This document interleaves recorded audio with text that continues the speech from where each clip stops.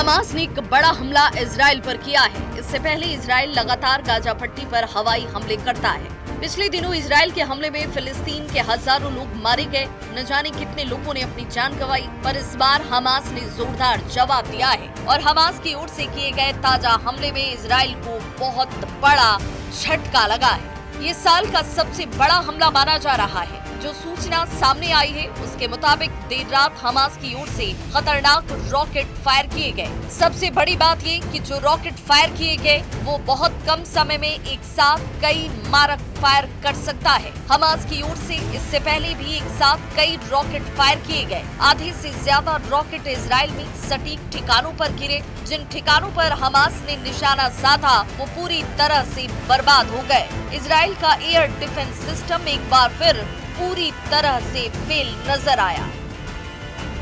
Israel का iron dome system इन rockets को रोक नहीं पाया। इजराइल की ओर से कहा गया कि कई जगह रॉकेट्स गिरे हैं और जिसकी वजह से भारी तबाही मची है और इसकी तस्वीरें, इन हमलों की तस्वीरें सोशल मीडिया पर छाई हुई हैं। हमास की तरफ से की गई बमबारी की तस्वीरें जो है सोशल मीडिया पर छाई हुई हैं और कितनी ज्यादा तबाही मची हुई है वो सब कुछ सोशल मीडिया पर देखा जा सकता है। इन रॉकेट्स अपार्टमेंट और बिल्डिंग पर गिरते हुए दिखाई दिए। हमास की ताजा बमबारी में इजराइल को जबरदस्त नुकसान पहुंचा है। इजराइल ने भी हमास की ओर से की गई बमबारी में नुकसान को स्वीकार किया है। इन हमलों में इजराइल के प्रधानमंत्री बेंजामिन नेतन्याहू सख्ती में हैं। कहा जा रहा है कि इजराइल पर हुए हमले में बहुत ज्यादा तबाही मची है, जान और माल का बहुत नुकसान हुआ है। इसकी सोशल मीडिया में बहुत चर्चा तक हो रही है। कुछ दिन पहले ही इजराइल के प्रधानमंत्री बेंजामिन नेतन्याहू ने अमेरिकी राष्ट्रपति डोनाल्ड ट्रंप से मुलाकात की थी, जिसमें गाजा पट्टी के ताजा हालात पर चर्चा हुई। पर इजराइल के प्रधानमंत्री बेंजामिन नेतन्याहू कोई जवाबी कार्रवाई कर पाते उससे पहले ही हमास ने इजराइल पर जोरदार एयर स्ट्राइक कर दिया। इसकी तस्वीरें जैसे ही सोशल मीडिया पर सामने आई, हर तरफ खलबली मच गई। ये हमले मध्य गाजा के दीर अल बलाह और अश्कलोन और अश्कदोद जैसे इलाकों में हुए। इस हमले में मिडिल ईस्ट में शांति के प्रयासों को गहरा धक्का लगा है।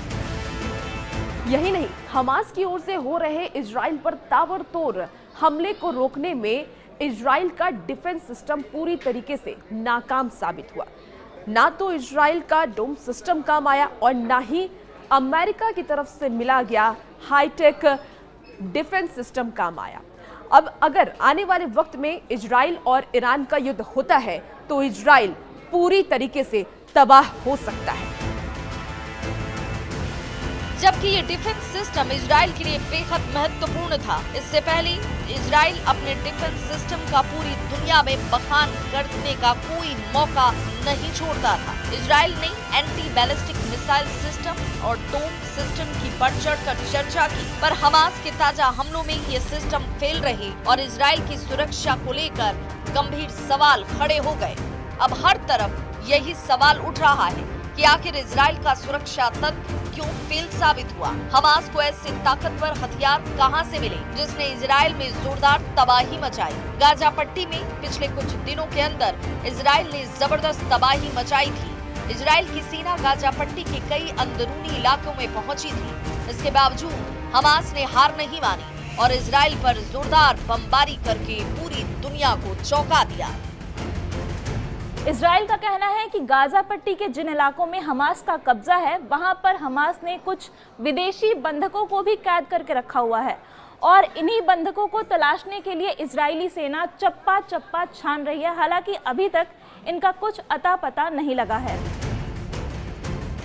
ये भी कहा जा रहा है कि ईरान की ओर से हमास के अल कासिम ब्रिगेड के पास लगातार गोला बारूद की सप्लाई हो रही है। इन हमलों ने साफ संकेत दिया कि हमास झुकने को तैयार नहीं है। हमास ने ये कह दिया है कि इजराइल लगातार हमले करता रहा तो बंधकों की सही सलामत वापसी पर कोई वादा वो नहीं कर सकता है।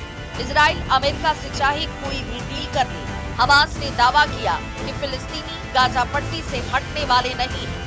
अगर इजराइल जबरदस्ती फिलिस्तीनियों को गाजा पट्टी से हटाने की कोशिश करेगा तो इजराइल की ये कोशिश सफल नहीं होगी।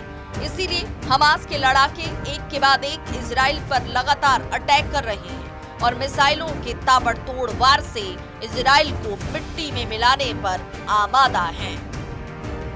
उधर हमास के हमलों के जवाब में गाजा पट्टी के विभिन्न क्षेत्रों में इजरायली हमले में कम से कम 19 फिलिस्तीनी मारे गए। गाजा सिविल डिफेंस का कहना है कि गाजा शहर के उत्तर पूर्व में खास करके जो इजराइल ने निशाना बनाया घरों को, उसमें 10 महिलाओं और बच्चों को मार दिया गया।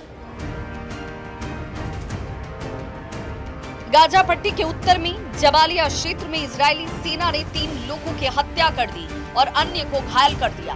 गाजा पट्टी के दक्षिणी शहर खान यूनुस में इजरायली ड्रोन हमलों में कम से कम 2 बच्चे समेत 5 लोगों की जान चली गई। वहीं केंद्रीय नुसेरात शहर में विस्थापितों को भोजन वितरित करने वाले एक टेंट पर इजरायली विमान के हमले में एक शख्स की मौत हो गई।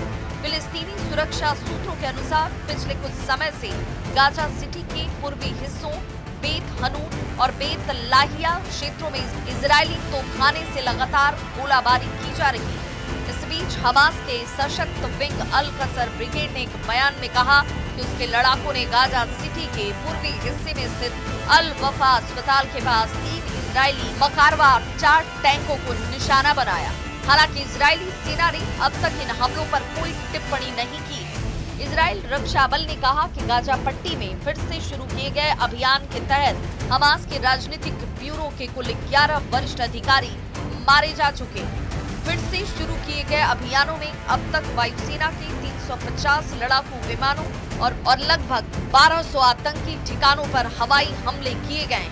100 से अधिक लक्ष्य सटीक हमलों में नष्ट किए गए और गाजा पट्टी में आतंकी संगठनों के सैकड़ों आतंकियों व सैन्य कमांडरों को मार गिराया गया है।